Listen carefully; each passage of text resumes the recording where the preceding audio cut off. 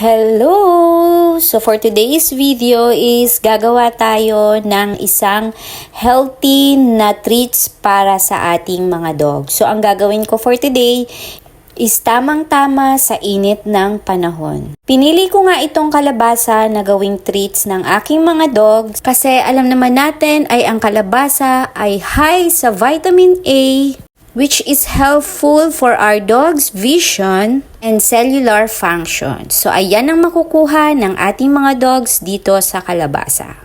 After ko ngang mahugasan at napakuluan itong ating kalabasa, ay dinurog ko na siya para maging pino at madali na lang siyang ilagay sa ating ice cube maker. Ito nga ang ating ice cube maker at nabili ko lang siya dito sa TikTok.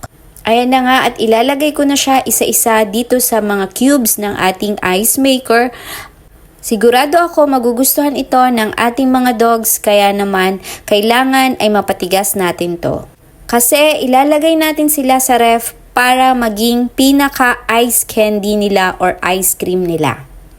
Madali lang siyang ilagay kasi super lambot na nitong kalabasa at talagang pinakuluan ko siya.